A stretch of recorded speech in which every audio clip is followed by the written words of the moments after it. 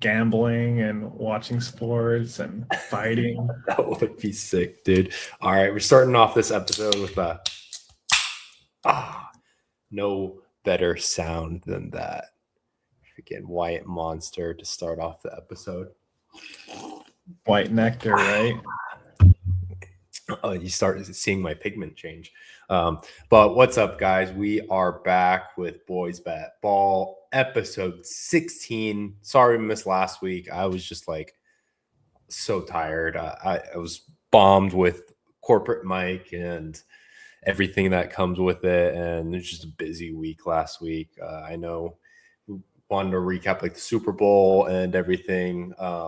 But also it was a slower week. It was just basically Super Bowl, and then we're going to recap the All-Star game with NBA right now and kind of going full force on college basketball at the moment. So we'll get into that. I guess we can go ahead and jump right into it then with the NFL. We'll be pretty quick on it since we know it's a week old. I know everyone else has kind of touched on this as far as a podcast perspective, but I went personally 3-0 on my bets. It was awesome. The Super Bowl itself sucked from like a pure like sport perspective. If you're just kind of wanting a good game, it wasn't really a good game unless you're a Seahawks fan, or I guess an anything fan except a Patriots fan. So if you were a Patriots fan, you lost. If you're anything else, then you technically won. But I went 3-0 in my bets. I had Seahawks minus 3.5 first half cashed. I also had the under, which barely cashed. Thankfully, that Kenneth Walker touchdown got called back for a hold. And then I had just a fun one, a little bit gambling on my part. I did like anytime defensive touchdown for either team, and luckily I got that little pick six, which I had a feeling in the past couple Super Bowls that I think there's been one. So that was a little fun one, and I was yelling and screaming whenever that happened. Going 3-0, feeling good about myself. Yeah, I mean, I preached it at the Super Bowl party I attended. I talked about it 2 weeks ago when we previewed our Super Bowl predictions. I said, 4.5. I like it even at 6.5, a whole touchdown. Ended up winning by 2 touchdowns, requiring 2 2-point conversions, 16. I know Mike told me a story about one of his Super Bowl parties. Can I tell a story? I could tell the story real quick. Yeah, go ahead. All right, so I was just at this Super Bowl party with a bunch of like church friends and stuff, and it's typical Super Bowl party. It's like all the chicks are like totally not interested in the game at all, so they're just like all talking to the side, and those guys were like watching it, and a couple of us, bet. And it wasn't until like after halftime, one of my friends, he was just kind of just like looking weird. He's like, "Come on!" He's like kind of like yelling at the TV a little bit.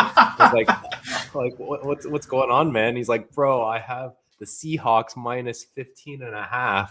And I was like, "What, dude? Like, why would you?" So he bet live supposedly after the first quarter. I will keep him anonymous, but if you know who you are, you know who you are. And it was just wild because it was just hovering around that number. You had the Patriots score a couple times, making it close. You had that pick six that happened that we were both just cheering, go, go, go, go, go, go. And oh man, yeah. And not only that, it wasn't just like he put like $20 on it. He was like, I have $400 on this. I'm like, bro.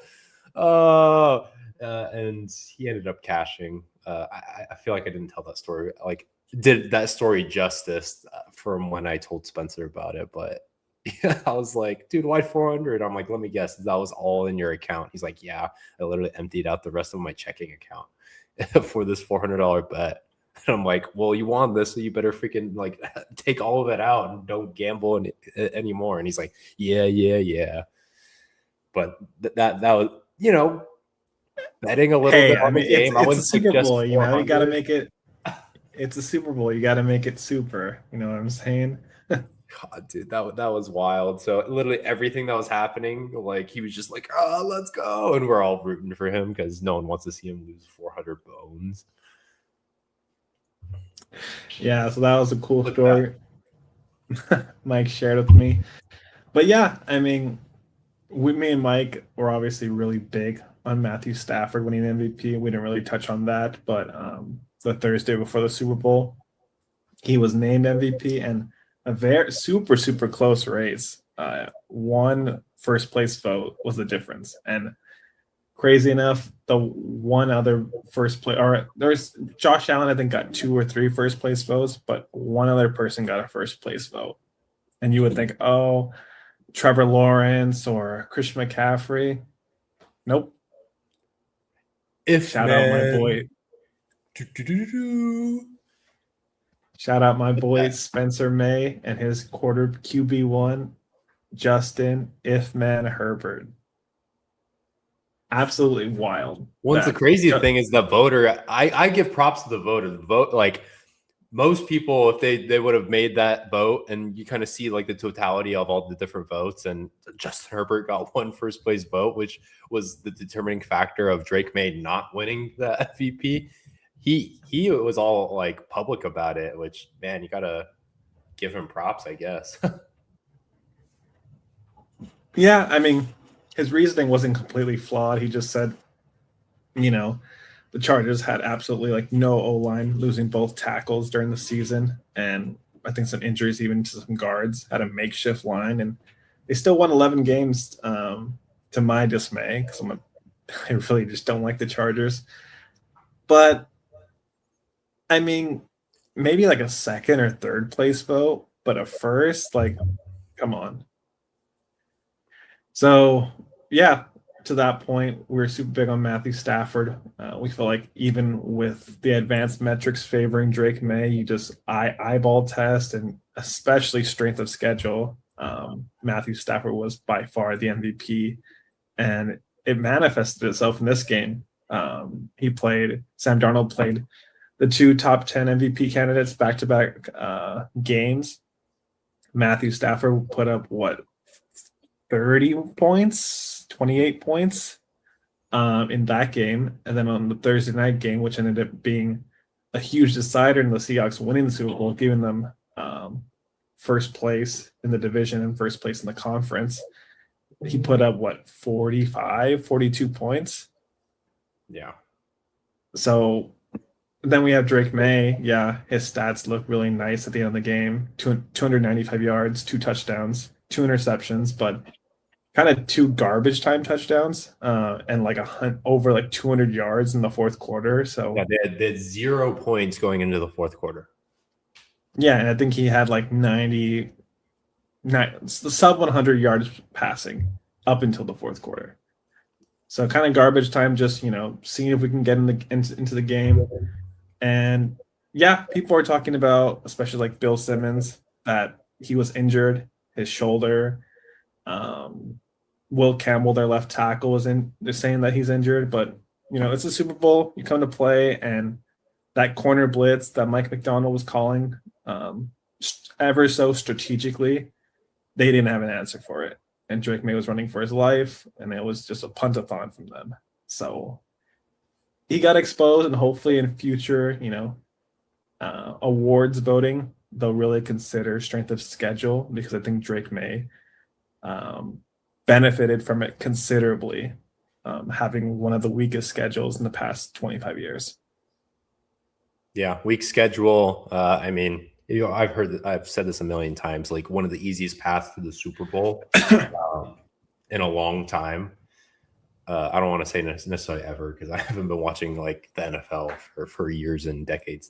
So I'm sure there might have been an easier path, but definitely in the recent history, this is one of the easiest paths, like both regular season and playoff wise. Sure, they played against really good defenses, some of the top defenses in the league, but when you only really have to score like 1 touchdown, kick a couple field goals in order to win the game, because the other team's offense just sucks so bad. And granted, you got to give the Pats defense, their props, but still, the offenses they've been playing are so bad, where it's like all you do is score a touchdown, kick 2 field goals, and you win a game.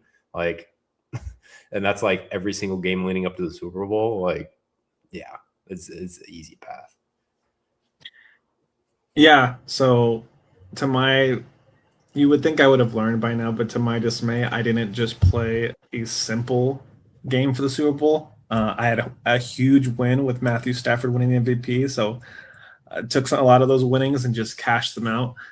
Um, I had like a 5-leg parlay, nothing too crazy. I think it was, well, actually, I think it was rather close. I had Sam Darnold over 200 yards passing, ended up with 202, so kind of just skidded by there.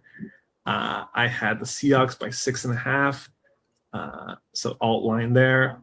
Alt under 49.5. I think even if they scored that last touchdown by Kenneth Walker, I still would have cashed because it would have been 49. And the guy who kind of let me down was JSN. I had JSN over like 80 or 90 yards receiving and a touchdown. Granted, he got hurt, but kind of sucks, offense player of the year. And Cooper Kupp was their leading receiver with 61 yards. Yeah. So it wasn't really much of a offensive game. I mean, even from Seattle, they were just kicking field goals like majority of the game until they finally broke. The first touchdown was after halftime, I believe. So fourth quarter, yeah. When you don't have a single touchdown until the fourth quarter, I was really hoping for a Jason Myers MVP. Unfortunately, we did not get that. But eventually, one of these Super Bowls, a kicker will be winning the MVP.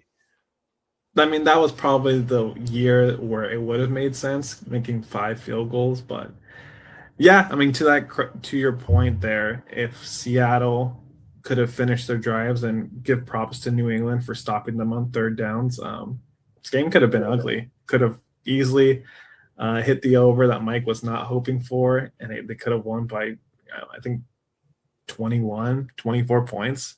So yeah, and as you mentioned, not a huge offensive game, but Kenneth Walker rightfully won the MVP, rushing for 135 yards. I think having about like 25 receiving yards, so over 150 total scrimmage yards. I think it was announced today that the Seahawks are not planning on franchise tagging Kenneth Walker. They had kind of a awkward situation in the Super Bowl parade where their GM, maybe a little bit intoxicated, he was like, yeah, he just tried to negotiate with me 5 minutes ago. And it was kind of just awkward silence because it was like, yeah, I want my money. But Super Bowl MVP Kenneth Walker could be on another team next year. Dare I say Dallas Cowboys? Depends how much he's asking for.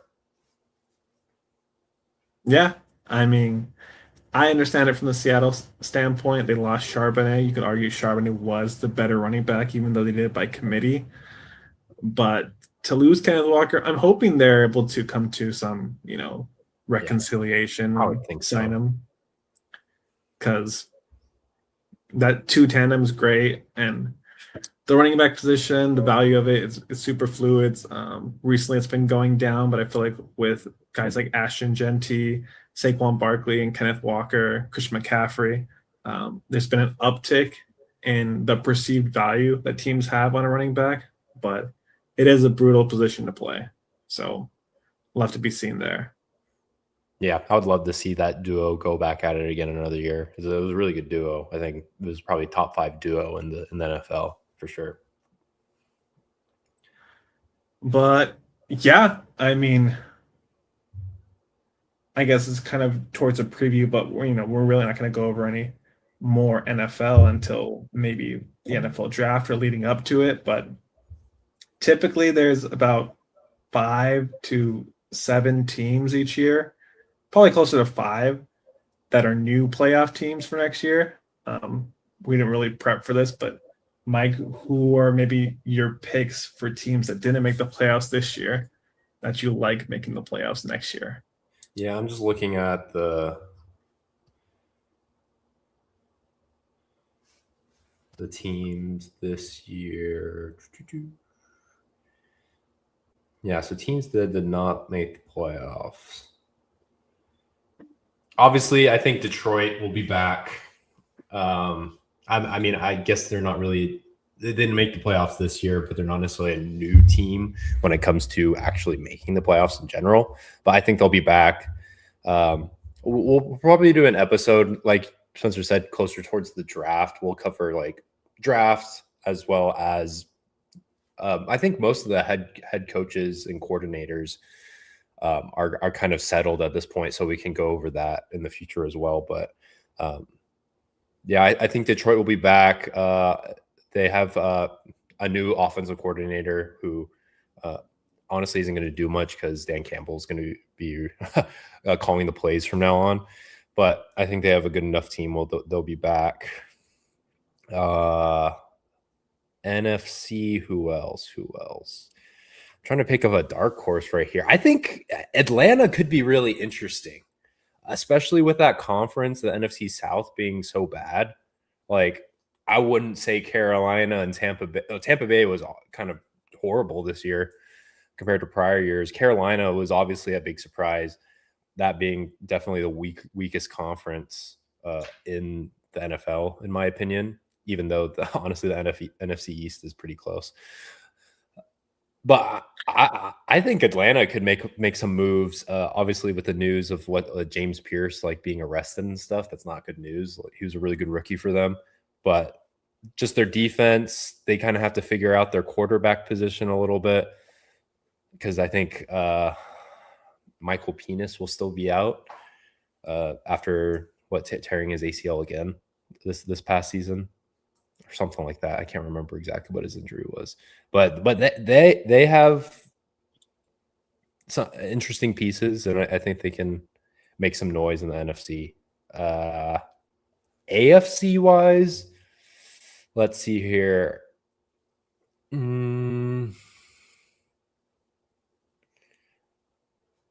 This one's a tougher one. I'd love to see Cincinnati back in there, but Cincinnati, just as a franchise, has been kind of falling apart.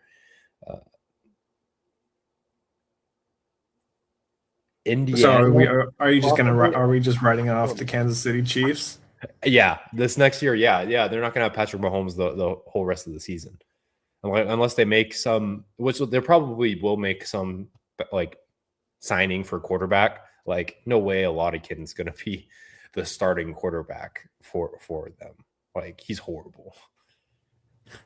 Yeah, I mean they have Gardner Minshew, so Raiders are gonna have a better record than the Chiefs next year. You want to clip that? Yeah, clip that. I'm saying this right now. The Las Vegas Raiders will have a better record than the Kansas City Chiefs next year. Hey, I'm not going to disagree with you. They're my team. So got a Super Bowl winning offensive coordinator as head coach now. Yeah, I like Fernando. Fernando is such a likable guy, and he's a really good player. Like, you solidify your line a little bit. You still have Genty, and Genty's going to be even better with their offensive coordinator. Chip Kelly was a really big mistake as far as a coaching hire. New head coach as well. Just new overhaul everything, and bolster up that line a little bit. Get a couple pieces on the defensive end. You're not going to be a great defensive team, but you'll be a way better offensive team. Yeah, for sure. I like the team that you mentioned, especially Atlanta. There are reports that they're planning on cutting Kirk Cousins, so I don't know where they go from there. Obviously, there are a lot of quarterbacks that we're starting that may be on the move this offseason. Talking to Kyler Murray. We'll probably touch on that on a future podcast. But have a really solid team with Bijan. Hopefully, they bring back Kyle Pitts, Drake London, Darnell Mooney, and a solid defense. So.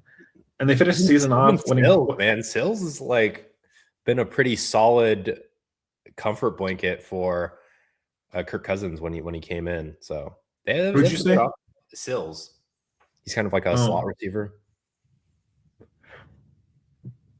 Yeah, and they finished the season winning 4 straight. So definitely a team that I can see winning the division. If that's probably the only way that you make the playoffs in that division, by winning the division.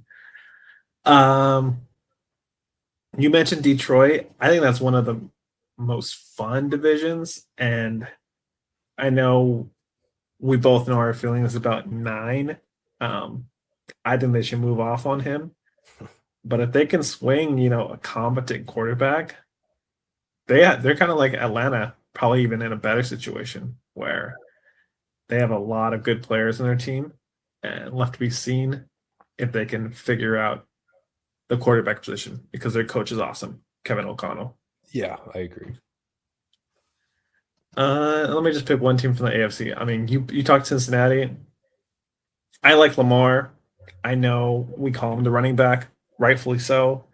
Turns into a running back in the playoffs, but give him like a true number one wide receiver, not a Zay Flowers. No disrespect to Zay Flowers, but I see him more as a number two receiver. Get like an AJ Brown or someone like that. I feel like Pittsburgh's going to take a step back. You don't know what's going to happen with Aaron Rodgers and new coach. What's his name? Mike. The old Cowboys coach. Oh, Mike McCarthy. Gosh, yeah, I saw they hired him. I was like, bro, you're basically getting like Mike Tomlin, but white, and like instead of finishing with a winning record, we'll probably finish winning like a one game under 500.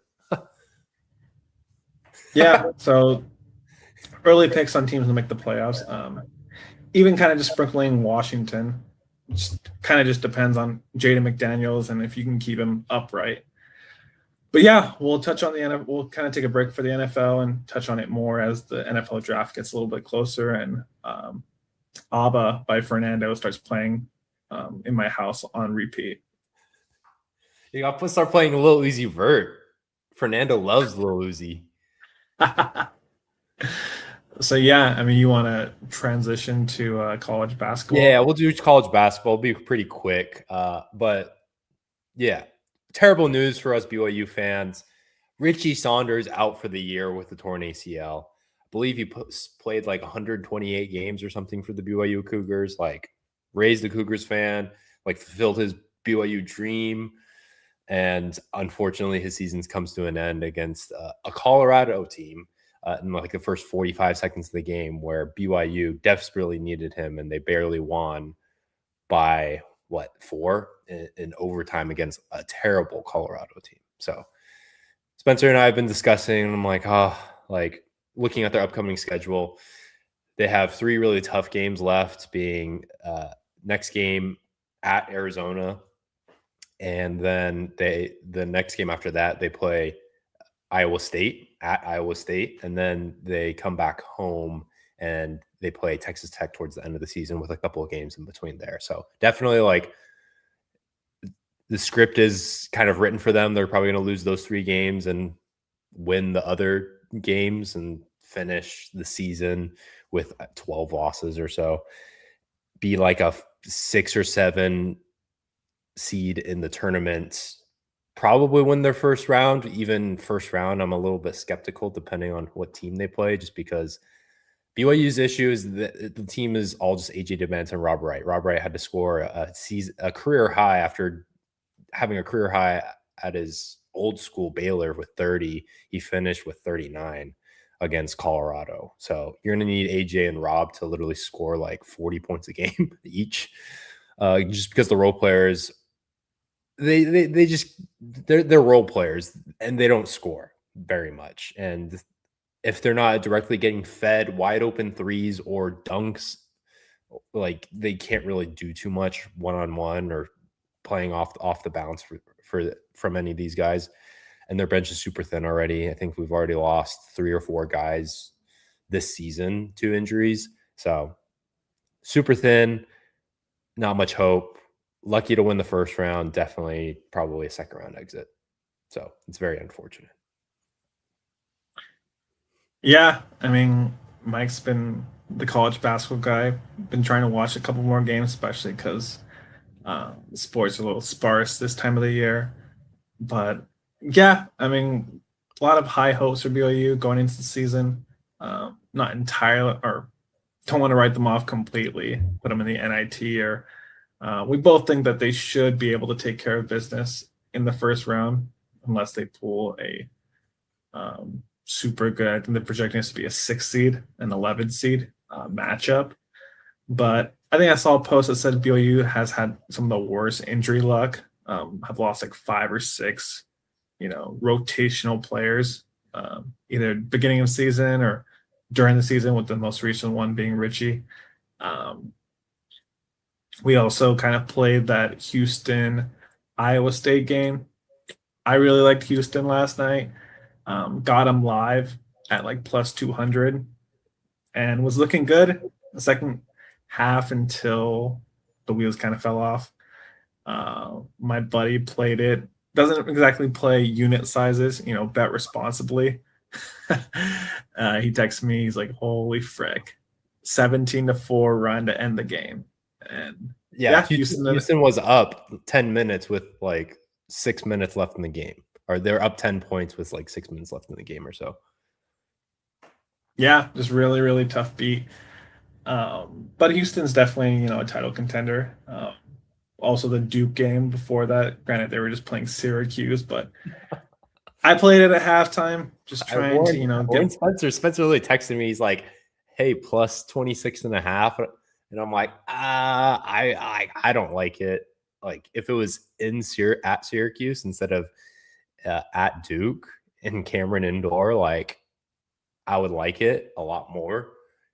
But yeah, like, and yeah, I Spencer mean, they can were tell, down 16 at the half. I was like, you're already down 16. Like, you're going to get outscored by another 10. And, like, you have some, like, heart and, like, you see the scoreboard and you're like, I'm going to try to keep this competitive. We're not going to win. But I texted Mike during the game because they showed the stat. During the second half, they were currently shooting 90% from the field in the second half, Duke. So I think they ended up winning by like 36 or 37.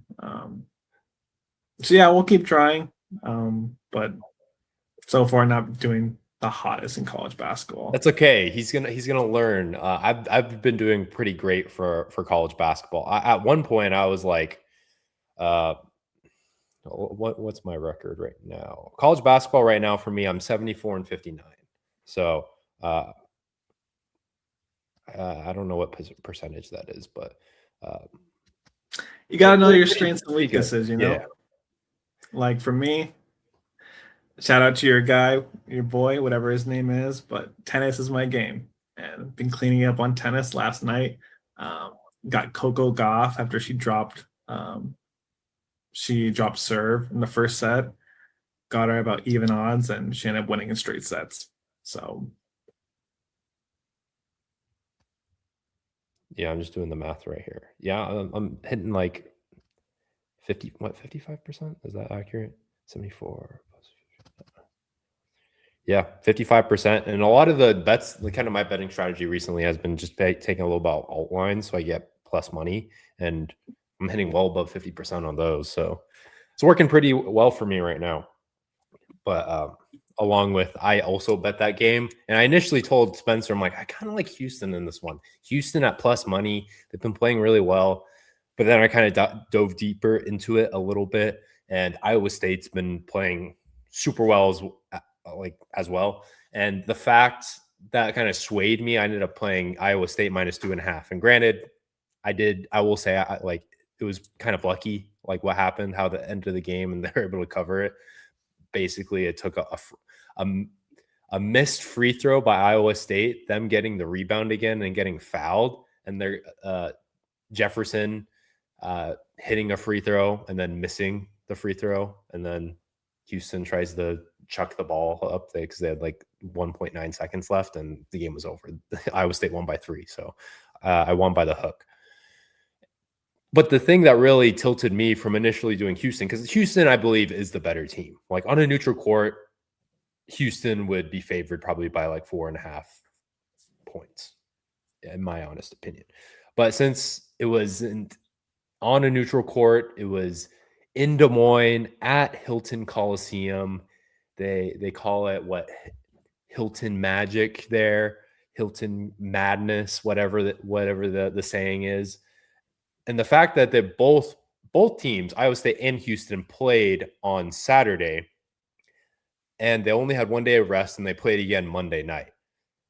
The advantage is Iowa State, not only because they were home, but they played home the previous game on Saturday, so they didn't have to travel anywhere. They got to sleep in their own beds, normal routine for them. Houston, on the other hand, they played in Houston Saturday, and then they had to fly to Des Moines and play on Monday. So they had the travel, I think, ended up kind of swaying me a little bit. -2.5. I was like, I know this is probably going to be a close game. Houston, I do believe, is the better team, but the fact that they had to travel both on 1 day's rest, and it's, Iowa State, it's at home, and that place can get crazy. Bill Self himself, and they just got blown out by Iowa State in Des Moines by 20. Kansas, a really hot Kansas team. Bill Self is like top 5 places, hard places to play is definitely in Des Moines, Iowa at Hilton. So Iowa State's 14-0, now 15-0 for a reason. And like I said, I did kind of get lucky, but a win's a win, All right, I just wanted to touch really quick on like thoughts on like who's going to win the Big 12, because honestly, I think definitely I don't think it's really an argument. I know some people will probably say otherwise, but Big 12 is the best conference in the entire nation right now. Like, who's going to win the Big 12? That's what I love about college basketball. It's like you have the regular season championship, and then you go into like championship week, which is they play the conference tournament, which literally, like, depending on what conference you're in, most conferences they allow everyone. Some only the certain top teams get to get in, but essentially, like Utah and Kansas State, they're tied for last at 1-11 in Big 12 play. If they somehow just go on a hot streak and win like 8 games in a row, like NC State did 2 or 3 seasons ago, and they can make the tournament, which I think is pretty awesome. But who's gonna win? I'm not going to talk about like regular season because that's just based off a record. I mean, regular season, the top 3 teams are Houston, Arizona, Iowa State. Iowa State has 3 losses, Arizona 2 losses, Houston also 2 losses. I think it'll come down to Houston and Arizona. So big game, them playing against each other on, I believe, Saturday, I want to say. That's going to be a crazy day. Saturday, mark your calendars for this. You have first, I believe it's Arizona at Houston. So number 2 versus number 4 in the nation. And then right after that game, you have Michigan at Duke. So number 1 versus number 4, back-to-back games. That's going to be prime time, absolute cinema. Clip that. So just a plug for that. But I think, yeah, Houston and Arizona, they have the size, they have the athleticism, they have the coaching. I kind of disrespected my guy, Tommy Lloyd, for a little bit, saying he's not like up to par as like TJ Ossenberger of Iowa State, Kelvin Sampson of Houston, and Kevin Young of BYU. I think Kevin Young has kind of been getting exposed a little bit. Granted, he doesn't have the players that he really needs to, but that's where coaching kind of comes in. So I think he can be better on that. And he's kind of slipped down my tier of Big 12 coaches. But Houston, Arizona, Iowa State, I think it's going to come down to Houston, Arizona, and whoever wins that game. And as much as I want to say Houston, just because they have more of the experience, I love this Arizona team. I know they just lost two games. I was kind of surprised they lost against Texas Tech, but obviously the Kansas game, playing at Kansas, yeah, they're a really good team. I still think Arizona, the combination of size, I think will just, the only thing that will beat Arizona is their inexperience, but I think their freshmen so far have proved that they're like more than experienced enough, even despite being freshmen, to kind of take care of things. So I think Arizona is going to edge this one out, no diddy, and be the Big 12 champs. All right. That is college basketball. If you have anything else to add, you can. If not, let's go ahead and hop into the NBA. No, let's keep it moving. Did you want to look at the current standings, wins, losses? Yeah, I mean, if you have it, we can just look at it for a quick second. I don't think we really have to dissect a ton of stuff. We can mainly just talk about All-Star break and, yeah, our thoughts on that.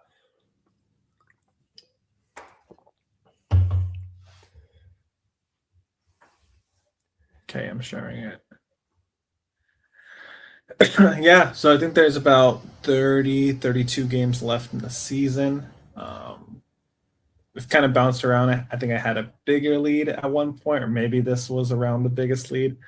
Mike trimmed it down, but my tanking teams have kind of gotten back on schedule. Shout out to the Grizzlies and the Bulls. Don't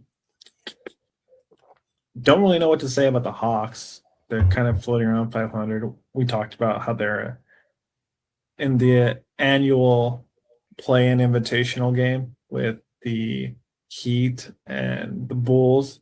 Bulls, I think, have finally decided to try to tank a little bit harder than a 10 seed. And the Cavs, shout out to Mike's guy, James Harden, for actually playing. No disrespect to Garland, but best ability is availability. And Darius Garland has struggled with that his whole career. And Jokic is back for the Nuggets. So that should definitely help my second wins team, the Nuggets.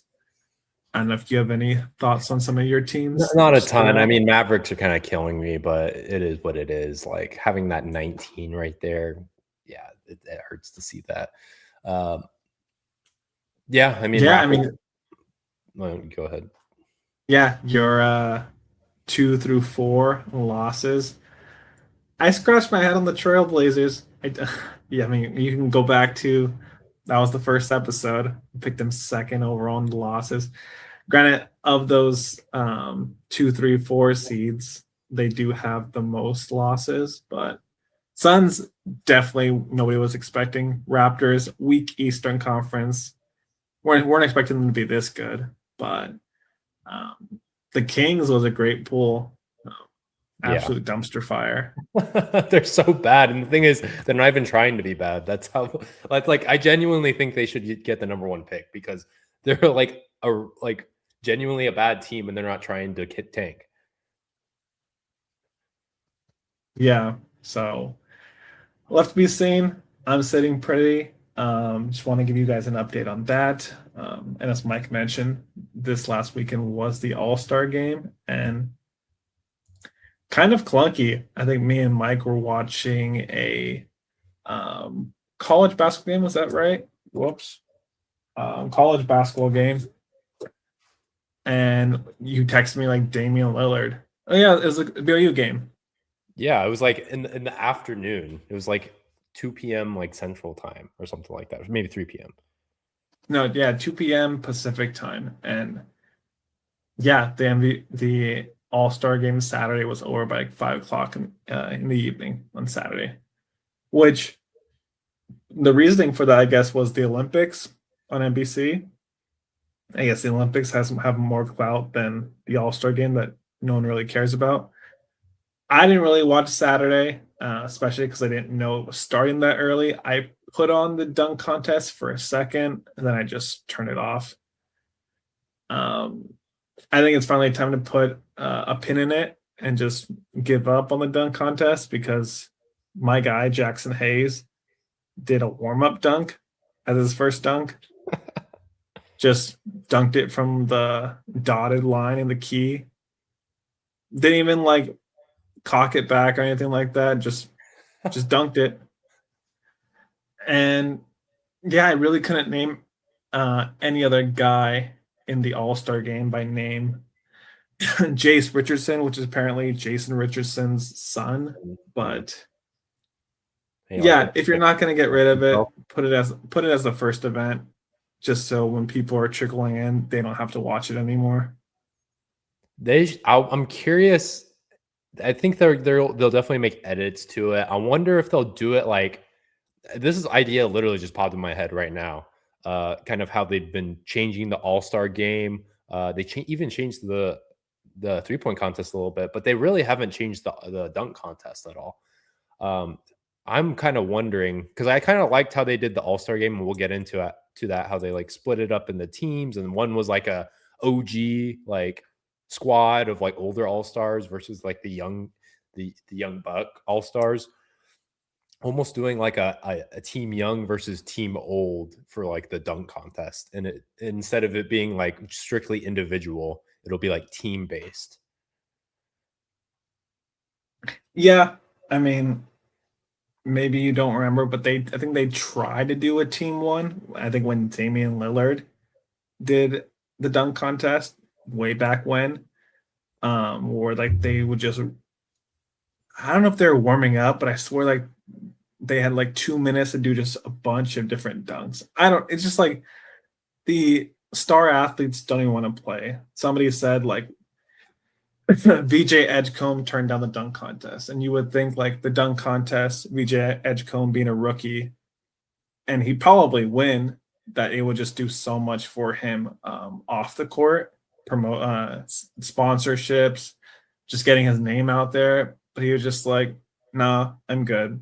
So he had to settle for Jackson Hayes and friends, and I just feel like you had the Unrivaled League, which is like the WNBA off-season league that's like sponsored by like Saudi Arabia, and WNBA may not even be coming back on time because they're having CBA disputes. Whole different topic. Oh man, But I don't get to watch WNBA. Come on, hey, boys bet riot, ball. riot in the streets.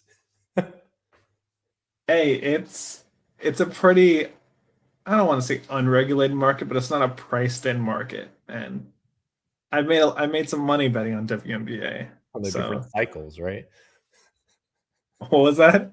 They're different Yeah, the cycles. cycles. Or like just play the unders on everyone. No, I mean they might come out hot and like score a ton of points and mess up the under, and they're just not. Yeah, there's money to be made in the WNBA, but they did a Unrivaled did a one-on-one contest, and obviously these girls aren't making what the NBA players are making, but it was exciting to see some of the best players try. And what's her face, Paige, Beckers. yeah, Paige Beckers, probably one of, if not the highest rated young players in the WNBA. She got cooked by Chelsea Gray, who's like 35 years old. So it is kind of cool. And like, to transition to like the All-Star game, like the All-Star game, they weren't going full speed, but they were giving a little bit more effort. And it was exciting to watch. I enjoyed it. Yeah, and like the big story of like why they started giving effort was because of Wemby. Like he was kind of the catalyst for that. Like him playing hard, him wanting to win. I was on Team World even without. Honestly, I thought Jokic would play a little bit more. I knew Luka wasn't going to play like much at all, but Spencer was right, and that Jokic just like didn't care and he didn't like really play after that first game. But Wemby, dude, even that, like I liked Wemby, and yeah, they kind of got hoed in the first game. Who was it? Cat just kind of like fell asleep, and the other team just needed to hit a three to win the game. That's the only way they would have won the game straight up if they hit a three. And Cat like collapses on Jalen Duren, like him rolling to the basket, and they give up a wide open three. Yeah. After all that, Oh my gosh. so, Foul. so yeah, I mean, I did pretty well in terms of their all-star game games. Even on Friday night, they have the three teams similar to the Sunday night or Sunday afternoon games. They have what, combination of rookies and sophomores on two teams, and then the G League team. Yeah. I looked at one of the teams and I was like, they had VJ Edgecombe on it, and I was like, I kind of like this team. And they weren't I think they were the second favorite team. Got them at a great number. Uh, Ashamed to say I cashed early and Out. didn't take all the profit that I should have. Should have just stuck to my guns, but trying to do better at unit management. So it was still a W. I think it was like a 2x or 3x. And same thing with the Stars and Stripes games. I looked at the rosters and looked at World was favored, and I was like, I don't really see why. You're missing Giannis, you're missing Shea. Luka is gonna play like maybe half a quarter, and Jokic just don't care. So it's really just Wemby and Denny Advita, and Was Brandon Ingram on the No, he was on the Cat? Cat Cat, was on the world team, but Jamal Murray, Norman Powell. yeah, I didn't really see like guys that would translate to an All-Star game other than Wemby and the what was it, Stripes team, the Unk team Yeah, had Braun, and they had no centers. yeah, they had no big. And stars, they had Chet, they had Jalen Duren, and they're just young. Like as you get older, especially Braun, like Braun's talking about the All-Star game. He's like, yeah, I just watched golf. I had no idea. Like, um, and Kawhi, kudos to him because he usually doesn't care at all. Dude went absolutely god mode in the Like third game. like 15 straight points. Yeah, he scored 32 points in 12 minutes and beat and knocked out Wemby in the world. So last game was kind of anticlimactic. Mike texted me that, and I agree. Like They got blown up. Stars just came and punched them in the mouth. You have the Stripes team, who's the Unk team. That was their third straight game they were playing, and they're probably just gassed.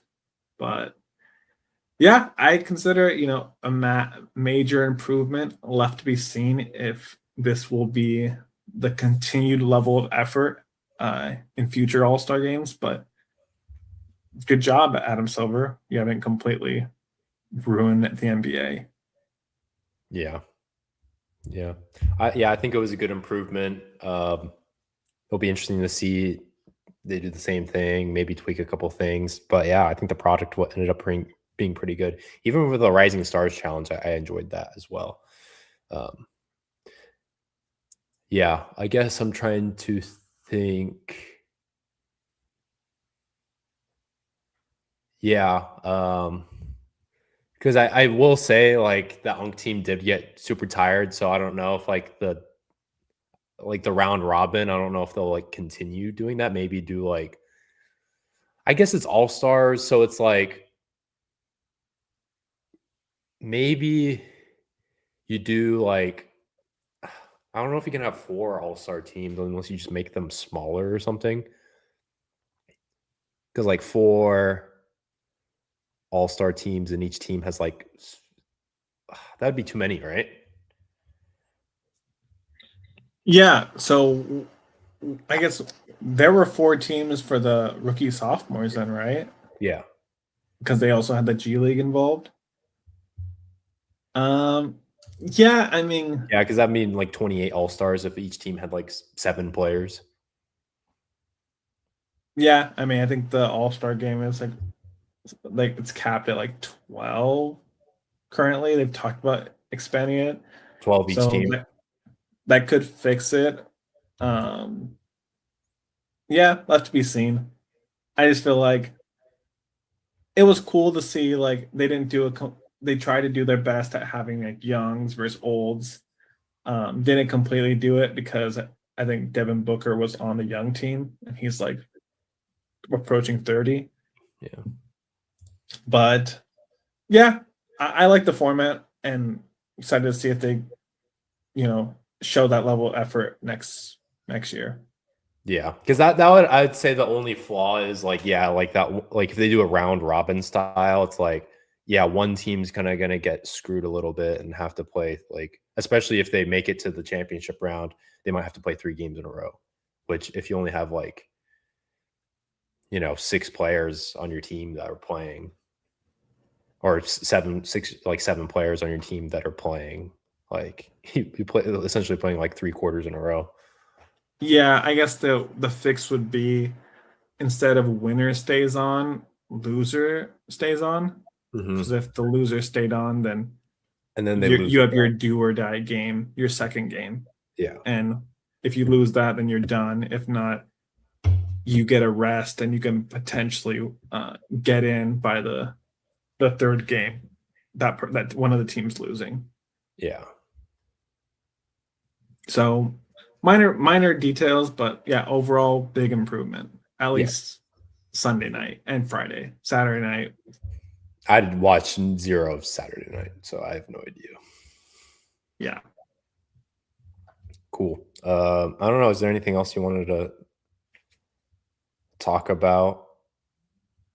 No, still like All-Star break goes until Thursday, so yeah, have to wait until Thursday to get back in the NBA. Trying to I'm watch excited. I'm those. going to be at the Spurs game. So they have this I-35 like series that the Spurs play every single year, and they come to Austin and they play where the UT like basketball team plays at the Moody Center. So it'll be a good game. We're gonna see the guys and a couple guys from my church are gonna come, and we're gonna watch Spurs versus the Suns, which I think will be a good matchup. It was either Spurs Suns or Spurs Kings, and I was like, I have a feeling that Kings game isn't going to be very good. And lo and behold, I predicted that it wasn't going to be good. So I'm glad I chose the better game.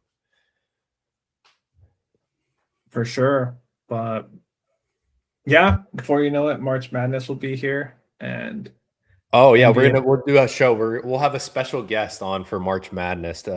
Once all like the brackets are set and everything, and we do our predictions. Yeah, he's a fellow college basketball enthusiast. He dabbles a little bit in gambling. Maybe we'll get him a little bit more into it. Maybe, yeah, but we'll have him on the show. For sure. Any So games? I guess like we could take 5 minutes or so. Any games that you're looking at right now? There's a couple games I'm looking at college wise. I'll leave that to you. I'm seeing Michigan plays Purdue. Is that tonight at Yeah, in 3:30? 15 minutes. Yeah, give me the I will be script for watching that it. one. All right, yeah, I already bet it because I have a feeling, and based off of the activity, I think I'm correct on that. Actually, it's still around the same price. I think Michigan -2.5 is the play, just because Michigan is super dominant. Granted, I haven't been watching a ton of Michigan lately because the spreads have been insane, where they're like minus like 20 against like every single team because the Big Ten is extremely top heavy, where like the top like 8 teams or like 6 to 8 teams are really good, and then the rest like just suck. So they're playing at Mackey. Like it's one of the hardest places to play. The only thing is I think this Michigan team finishes games unlike Purdue. Purdue, if they put themselves kind of like in a big buffer with a ton of points, for example, they had an overtime game against Nebraska, which I actually bet Nebraska. It was in Pinnacle Bank Arena in Nebraska, in Lincoln. And I played Nebraska because I like Nebraska at home. I know Purdue tends to not play as well during close games, and they do play a lot of close games. And lo and behold, Nebraska was getting blown out by Purdue. It was like 20 points at one point, and then Nebraska ends up coming back and sending it to overtime, and it's still being a close game. Purdue like barely making it out of that game. So that's my critique of Purdue. And I think Michigan just has answers at all like levels: guard, wing, center position in the paint. Granted, they're playing at Purdue. I just really like Dusty May and #1 Michigan. When you get #1 Michigan, who's only lost one game all year, which was a weird fluke game against Wisconsin, at -2.5, it's hard. It's hard not to take them, you know. So that'd be my play. Gotcha. I'm looking at it. Looks like there's some actually interesting games where the spread isn't, you know, double digits, massive double digits. Um, yeah, it's about to start right now, so we'll just try to rapid fire this. Louisville visiting SMU. Louisville favored by 3.5. Any thoughts on that one? This one's a tough one because I actually like both teams. I've recently bet both teams. SMU actually losing to Syracuse, which I had them at like an outline -5.5, and they were dominating most of that game. Syracuse, of all teams that just got blown out by Duke, comes back and wins that game. I like Louisville. I think Louisville's the much better team. Sorry, I'm getting into too much depth into that, so I'll be quick about this. I love SMU. They play really well at home, but like I do think the better team is Louisville. So I will not be betting this game because I do like both teams, especially SMU at home. But if I had to choose a side, I'd probably choose Louisville. Okay, undefeated Miami going to UMass. Once again, another 3.5 by Miami. Honestly, I've not been paying attention at all to the MAC. I know there's a ton of edges that you can get into the MAC just because it's a small school and not too many people are watching and let alone betting it. So I personally don't know anything about either team. Okay, I'm just gonna blind say Miami keeps it going. Yeah, Undefeated why not? season. Why not? Wisconsin at Ohio State. Ohio State, the unranked team, favored by 1.5.